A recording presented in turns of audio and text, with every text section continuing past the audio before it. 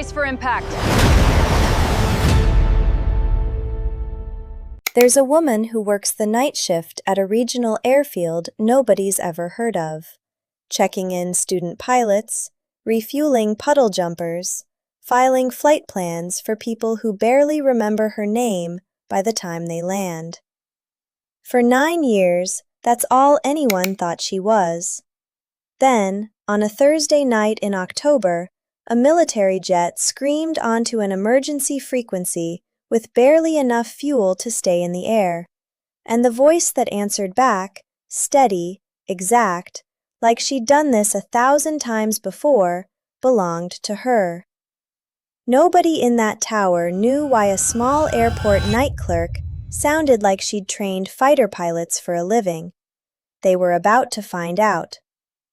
If stories like this one keep you glued to the screen, the quiet ones who turn out to be the reason everything doesn't fall apart, hit subscribe before we go any further, because I promise you this isn't the last one. And I want to play something with you tonight. Somewhere in the next 25 minutes, you're going to figure out who she really is before I say it out loud. When you get there, stop and drop it in the comments. I want to know exactly which line gave it away for you. Let's start at the beginning, because you need to understand who this woman was before she became somebody's last chance. Her name, for the purposes of this story, was Colleen Baxter, 46 years old, and if you'd met her at the little regional field she worked, you'd have walked away thinking exactly what everyone else there thought. Quiet. Competent.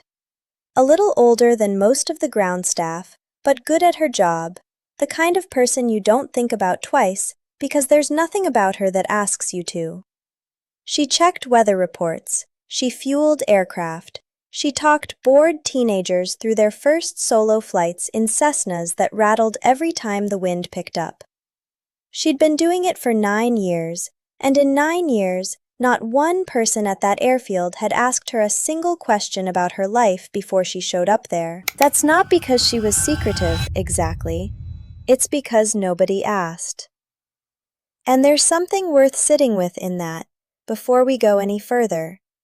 How many people walk past us every single day, carrying an entire life we've never once thought to ask about? I want you to hold on to that question, because by the end of tonight, I think it's going to feel a lot heavier than it does right now. 9 years earlier, before the regional airfield, before the night shifts and the fuel logs, Colleen Baxter had been one of the most respected instructors ever to walk through the doors of the Air Force's most demanding fighter training program. The kind of program that takes some of the best pilots the country produces and breaks them down to find out which ones are actually good enough to fly the missions nobody talks about publicly. She wasn't a footnote there. She was, for a stretch of almost a decade, one of the names other instructors pointed to when they wanted to explain what excellence actually looked like in the cockpit. She'd flown advanced fighter aircraft through exercises that pushed both machine and pilot to their absolute limits. She'd trained some of the sharpest young aviators who would go on to lead squadrons of their own. And somewhere along the way, in the specific, understated language of people who've earned real respect rather than chased it, pilots who trained under her started calling her something.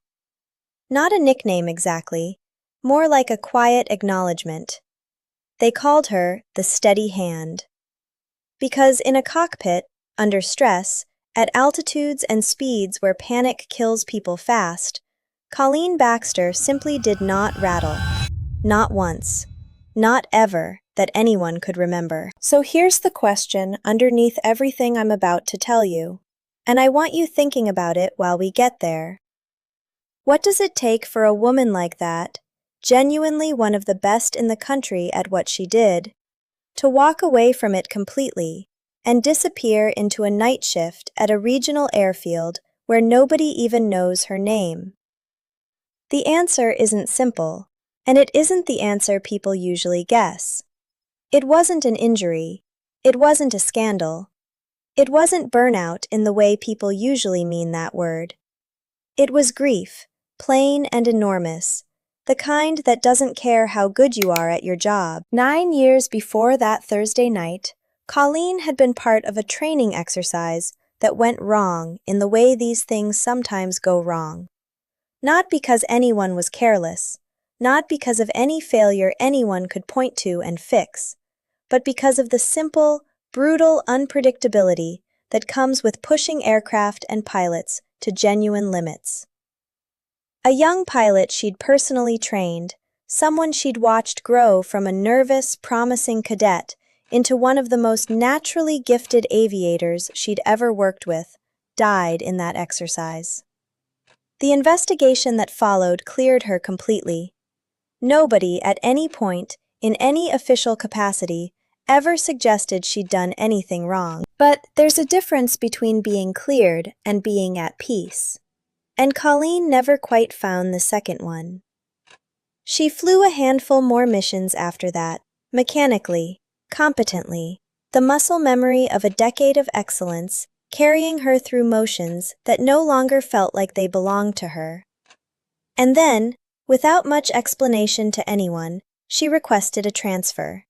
And within 18 months, she'd separated from active service entirely and moved somewhere flying could still exist in her life, just smaller, quieter.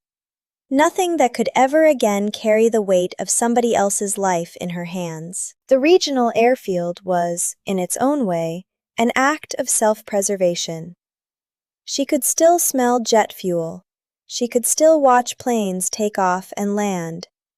She could still be near the things she loved without ever again being the person responsible for whether someone made it home. For 9 years, that arrangement held. It wasn't the life she'd once imagined for herself, but it was a life she could carry, and some days, that's enough.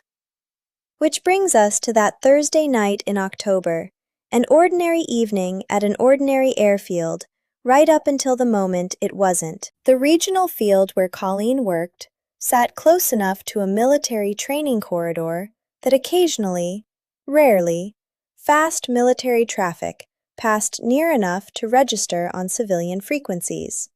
Though, in 9 years, nothing more dramatic than routine radio chatter had ever come through it. That night, a fighter jet on a long-range training exercise ran into a problem that started small and got worse fast. A fuel system malfunction that, combined with weather conditions considerably rougher than forecast, put the pilot in a position where his nearest safe landing option, by a significant margin, was a small regional airfield that had never in its history handled a military aircraft in genuine distress. The distress call came through a little after 9 that night, and the young controller on duty, a capable kid, but a kid nonetheless, with maybe 2 years of experience and absolutely no training for what was suddenly happening, froze for a beat too long, the way anyone reasonably would when a panicked voice on the radio starts using terminology that belongs to a world he'd never once had to operate in. Colleen was in the break room, finishing paperwork, close enough to hear it. Witnesses who were there that night, and there weren't many because it was a slow Thursday at a small field, describe what happened next almost the same way, like they'd all watched the same person become someone completely different in the space of about 4 seconds. Colleen didn't hesitate, didn't ask permission. She crossed the room, picked up the microphone, and the voice that came out of her wasn't the voice anyone at that airfield had ever heard from her before. Calm in a way that didn't sound performed. Precise in a way that only comes from having done this, or something exactly like it, more times than most people do anything in their lives. I want you to sit with that moment for a second, because I think it's the emotional center of this entire story. 9 years of quiet. 9 years of being nobody in particular to anyone around her. And in 4 seconds, none of that mattered anymore, because a stranger's life needed exactly what she'd spent a decade becoming. And every part of her that she'd tried to put away came back online at once. She got the pilot's status. Fuel remaining, in minutes, not gallons. A detail the young controller hadn't even thought to ask for. Airspeed, altitude. The specific nature of the malfunction, described in language the pilot clearly hadn't expected a civilian voice to actually understand, and immediately did. Because Colleen understood exactly what he meant before he'd finished the sentence. What followed was roughly 14 minutes that the young controller, in an account he gave afterward, described as the most frightening and most reassuring stretch of his short career, happening at the exact same time. Frightening because the situation itself was genuinely dangerous. A fast military aircraft, a pilot running out of options, a runway not built for this. Reassuring because the woman standing next to him, the same woman who fueled Cessnas and filed flight plans for hobbyists, was working the problem with a fluency that told him, more clearly than any explanation could have, that they were going to be fine. Colleen talked that pilot through a landing configuration adjusted specifically for a runway shorter than what he was used to. Walked him through managing a fuel state that left essentially no margin for a second attempt, and did it all in a voice that, according to the pilot's own account given afterward, sounded like someone who'd talked 100 pilots through worse than this and never once lost one of them. She hadn't lost 100, but she'd lost one, and I think that's exactly why she was so good in that moment, because she knew, more intimately than almost anyone else could, exactly what failure in that situation actually costs. She wasn't detached, she was the opposite of detached. She was fighting, with everything she had left in her, to make sure this particular night didn't end the way one specific night 9 years earlier had. The jet came in low, fast, and rough, tires hitting a runway that had genuinely never been designed for an aircraft moving at that speed, under that much pressure.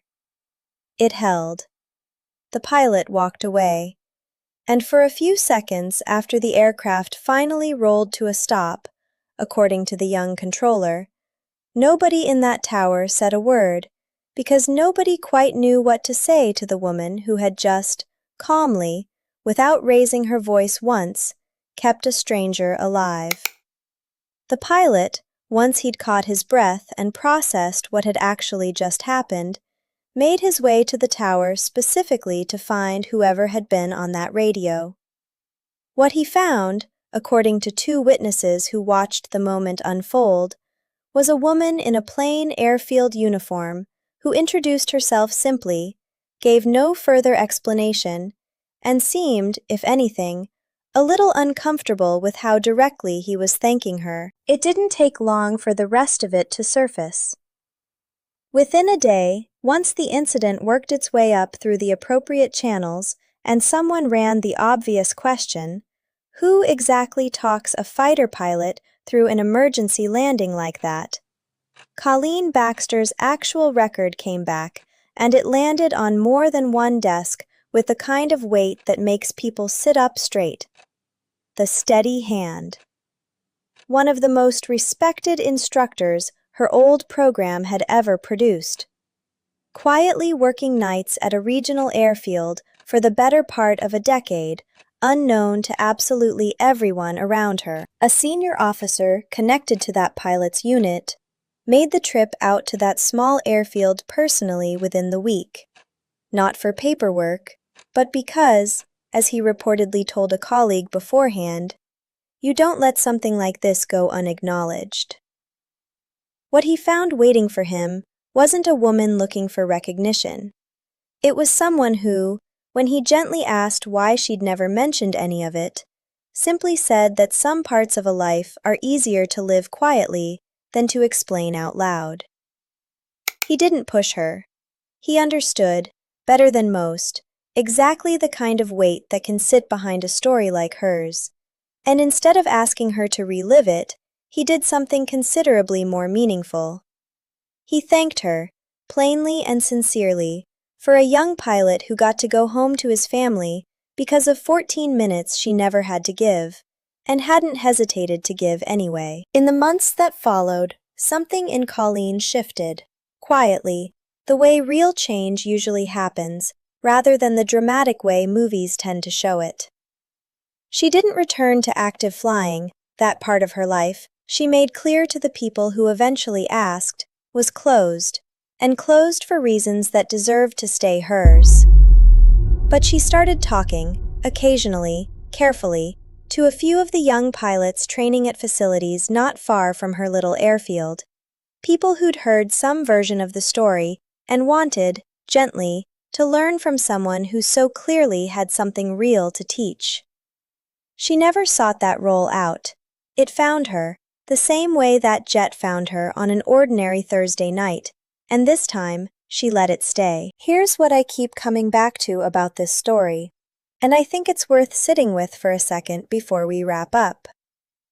Colleen Baxter didn't disappear because she stopped being extraordinary. She disappeared because being extraordinary once had cost her something she wasn't sure she could survive losing again.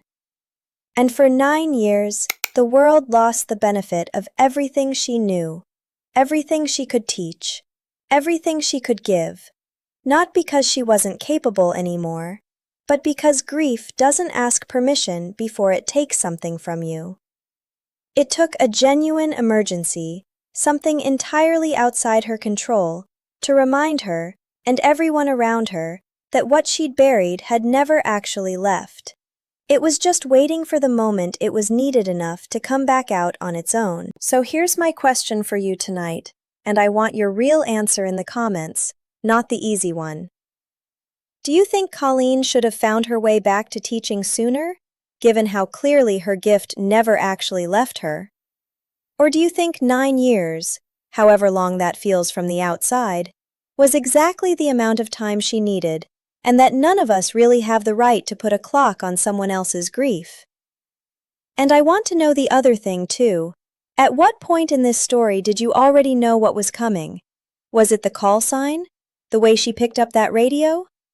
Tell me exactly where you figured it out, because I read every single comment on this channel, and I want to know if I gave it away too early. If this story kept you here till the end, subscribe before you go, because this channel exists entirely for stories like Colleen's, the quiet ones, the ones nobody sees coming, the ones who remind you that greatness doesn't always announce itself. It just waits for the moment it's needed. And if there's a story like this one sitting in your own family, or one you've heard somewhere and can't stop thinking about, tell me in the comments. I'm always looking for the next one. Thank you for spending this time with me tonight. I'll see you in the next story.